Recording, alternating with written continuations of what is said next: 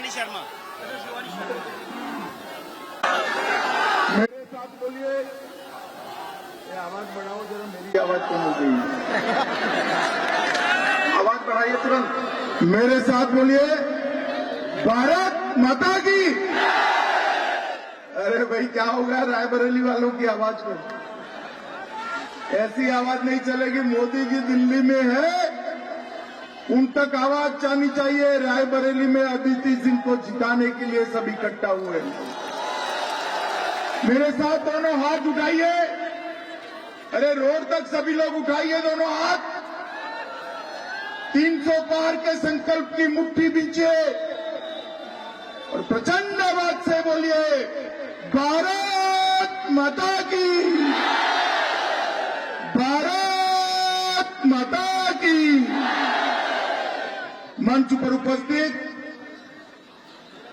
हमारे रायबरेली जिले के भाजपा के प्रभारी भाई विद्यासागर सोनकर जी, रामदेव पाल जिलाध्यक्ष जी, विराज सागर जी, पूर्णिमा श्रीवास्तव जी, राकेश श्रीवास्तव जी, पशुपति शंकर वाजपेयी जी, अजय त्रिपाठी जी, रामबक्स जी, गुजरात से यहाँ आए हुए गुजरात के पूर्व गृह मंत्री श्रीमान प्रदीप सिंह जाडेजा जी, गुजरात के पूर्व महामंत्री श्री केसी पटेल जी, अपना दल के जिलाध्यक्ष मानसिंह भाई, श्री सुरेंद्र सिंह मोंगा, श्रीमती किरण सिंह, मोहम्मद शरीफ जी, शरद सिंह जी, और आज जिनके प्रचार के लिए आज मैं यहाँ पर आया हूँ, जिनको जिताने की अपील करने आया हूँ, ऐसी हमारी लोकप्रिय प्रत्याशी बहन अदिति सिंह जी, और आज इस कार्यक्रम में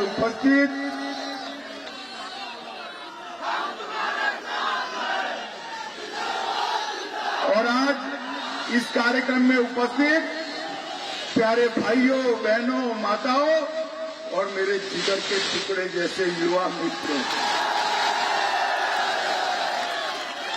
सबसे पहले तो मैं रायबरेली की नारे सुनो, रायबरेली की इस धरती से राजा डलदेव को प्रणाम करना चाहता हूं, जिन्होंने अपनी जनता की सुरक्षा के लिए अपना बलिदान दिया। राणा बेनी माधव सिंह, महावीर प्रसाद त्रिवेदी, महाकवि निराला, जिन्होंने साधना की धूनी यही भूमि कर दिखाई, रायबरेली के इन सभी सपूतों को मैं प्रणाम करना चाहता हूं। मित्रों, बेनी माधव सिंह और वीरा पासी को भी श्रद्धांजलि देकर मेरी बात को मैं आगे बढ़ाना चाहता हूं। मित्रों, जब से उत्तर प्रदेश में चुनाव हुआ है, तब से मैं पहले विजय विश्वास रैली में और बाद में चुनावी सभाओं में पूरे उत्तर प्रदेश में घूमकर आया हूं। मैंने एक माहौल देखा। 2013 में मैं प्रभारी था, यहां आया था। 2014 के चुनाव में आप सभी ने उत्तर प्रदेश में 73 सीट देकर प्रधानमंत्री नरेंद्र मोदी जी को प्रधानमंत्री बनाया। 2017 में मैं पार्टी का अध्यक्ष था, यहां आया था। मोदी जी ने झोली फैलाई थी आपके सामने। यूपी की महान जनता ने अंदर 300 कमल डालकर भारतीय जनता पार्टी की सरकार बनी। 2019 में फिर से मैं पार्टी का अध्यक्ष था। सपा, बसपा, कांग्रेस सब इकट्ठा हो गए थे। हमने अपील करी कि एक मौका फिर से मोदी जी को दो। उत्तर प्रदेश ने 65 सीटें मोदी जी की झोली में डाल दी। तो 14 में भाजपा, 17 में भाजपा, 19 में भाजपा, 22 में क्या होगा भाई? जोर से बोलिए, क्या होगा? अरे कोई ऐसा बल्लेबाज होता है जो सामने से फुलटॉस आए और बाउंड्री न लगाए? होता है क्या? 3 बार जिताया है। अखिलेश से फुलटो साला है, इस बार उठाकर बाउंड्री लगाने का काम करिए। 2022 में भी 300 से ज्यादा सीटों के साथ भारतीय जनता पार्टी की सरकार बनाएंगे। मित्रों में पहले चरण और दूसरे चरण 3 बार जिताया है। अखिलेश से फुलटो साला है, इस बार उठाकर बाउंड्री लगाने का काम करिए भाइयों। 2022 में भी 300 से ज्यादा सीटों के साथ भारतीय जनता पार्टी की सरकार बनाएंगे। मित्रों में पहले चरण और दूसरे चरण दोनों चरण में यहां पर प्रचार कर आया हूं। रायबरेली वालों को पहले और दूसरे चरण का परिणाम जानना है क्या? जानना है क्या? पीछे बोलो, जानना है क्या? मैं बता देता हूं, अभी से अखिलेश कान खोलकर सुन लो। पहले और दूसरे चरण में सपा बसपा कांग्रेस का सुपड़ा साफ। भारतीय जनता पार्टी की एक लहर पूरे प्रदेश के अंदर में देख रहा, और लहर कोई कारण बगैर नहीं।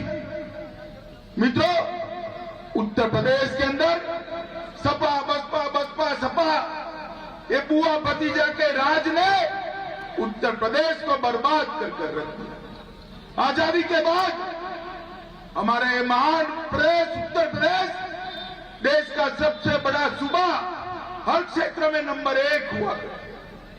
औद्योगिक निवेश में नंबर 1, खेत उत्पाद में नंबर 1, दूध के उत्पादन में नंबर 1, हर क्षेत्र में। और राजनीतिक क्षेत्र में भी उत्तर प्रदेश का दबदबा बोलता था। मित्रों, प्रति व्यक्ति आय पूरे देश में 1 नंबर पर थी। ये सपा बसपा सपा के 15 साल के शासन ने उत्तर प्रदेश को बर्बाद कर दिया। ये प्रति व्यक्ति आय जो देश में सबसे ज्यादा थी, कम होते होते होते होते होते 9वें नंबर पर पहुंचा है। कौन से नंबर पर पहुंचा है? कौन से नंबर पर?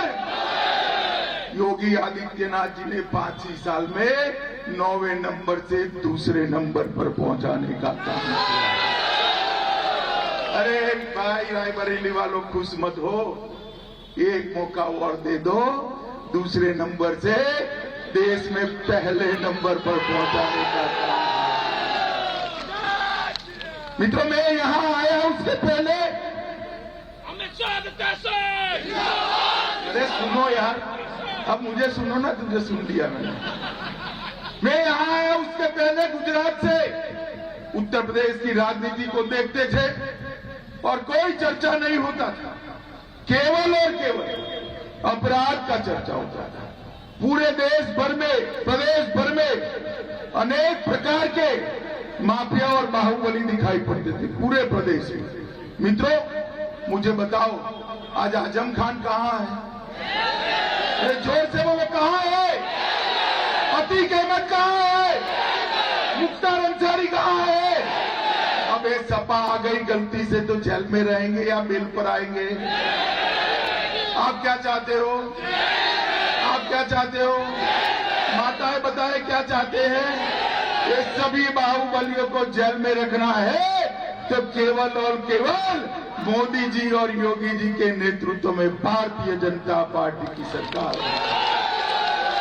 5 साल के अंदर पूरे उत्तर प्रदेश में सभी माफियाओं का सफाया गया, सभी बाहुबलियों को जेल में भेजा। आज उत्तर प्रदेश में एक भी बाहुबली नहीं है तो सिर्फ और सिर्फ बजरंग बली है और कोई। भाइयों बहनों, उत्तर प्रदेश के अंदर माफियाओं को समाप्त करने का काम ये भारतीय जनता पार्टी ने किया। अखिलेश यादव चैलेंज कर रहे हैं, पूछ रहे थे क्या किया लॉ एंड ऑर्डर में। अरे अखिलेश बाबू, जिसकी आंखों का चश्मा काला होता है उसको सभी काला ही दिखाई पड़ता है। जरा चश्मा उतार दो, चश्मा बदल दो, ऐनक बदलो अखिलेश बाबू।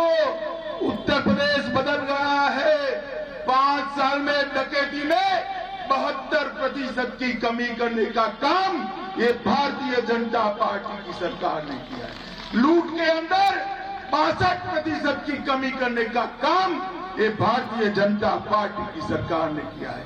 हत्या के अंदर 31% की कमी करने का काम ये भारतीय जनता पार्टी की सरकार ने किया है। अपहरण के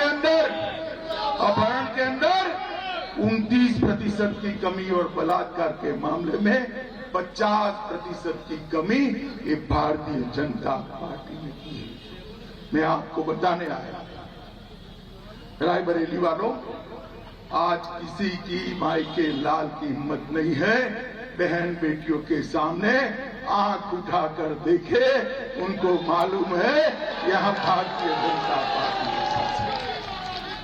माताओं, भाइयों, बहनों, भारतीय जनता पार्टी ने उत्तर प्रदेश को सलामत करने का काम किया है और नरेंद्र मोदी जी ने देश को सलामत करने का काम किया है। मित्रों, मैं आपको बताता हूं, आप रायबरेली वाले इतने सारे युवा विशेषकर है, भाइये हैं, माताएं हैं, मुझे बताओ कश्मीर देश का अभिन्न अंग है या नहीं है? कश्मीर हमारा है या नहीं है? 70 साल से इस सपा बसपा कांग्रेस एक बच्चे की तरह धारा 370 को गोदी में बिठाए हुए थे। मोदी जी दूसरी बार प्रधानमंत्री बने 5 अगस्त 2019 को उन्होंने पार्लियामेंट में धारा 370 को उखाड़कर फेंक दिया और एक भारत माता के मुकुटमणि कश्मीर को हमेशा हमेशा के लिए भारत का भिन्न अंग बनाने का काम मोदी जी ने किया। मित्रों, मगर उस वक्त ये कांग्रेस पार्टी, ये सपा, ये बसपा, वो क्या कर रहे हैं? यहां आए तो पूछना जरा, जब धारा 370 हटाने का बिल आया, आप तीनों पार्टियां क्या कर रही थी और क्यों कर रही थी? इन्होंने धारा 370 हटाने का विरोध किया। क्यों विरोध किया?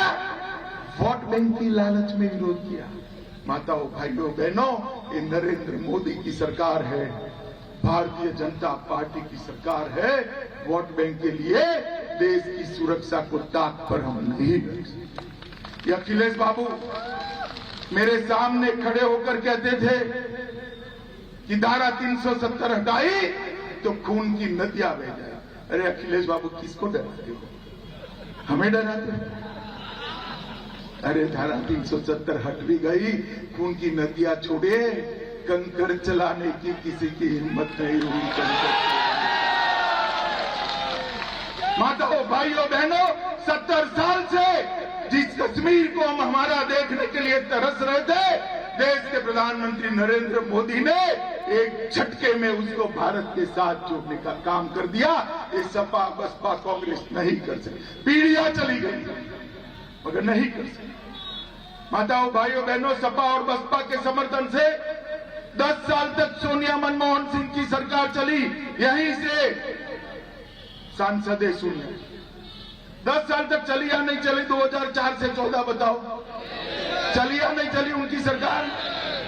आए दिन पाकिस्तान से आतंकवादी घुस जाते थे और हमारे जवानों का सर काट कर ले जाते थे। मनमोहन सिंह से मुंह से उफ नहीं निकला। मोदी जी की सरकार बनी, पाकिस्तान को लगा अब भी यही है, वो भूल गए। अब कांग्रेस की सरकार नहीं है, भाजपा सरकार है। सपा बसपा की सरकार नहीं है, भाजपा सरकार है। मनमोहन सिंह जी प्रधानमंत्री नहीं है, नरेंद्र मोदी जी है। उन्होंने उरी और पुलवामा में हमला किया। 10 ही दिन में मोदी जी ने सर्जिकल स्ट्राइक और एयर स्ट्राइक कर पाकिस्तान के घर में घुसकर आतंकवादियों का सफाया किया और पूरी दुनिया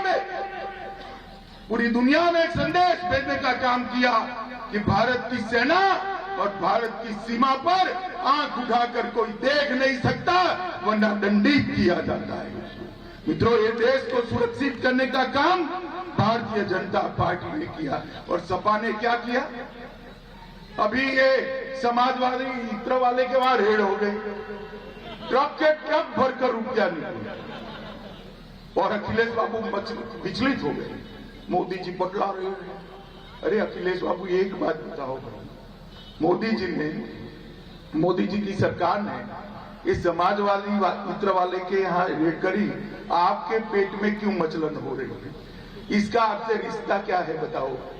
माताओं, भाइयों, बहनों, ये पूरा स्टेज भर जाए ना, इतनी नोटों की गड्डियां निकली और अखिलेश बाबू की कमाई हुई वो गड्डियां सारी की सारी आज भारत सरकार के खजाने में जमा हो गई।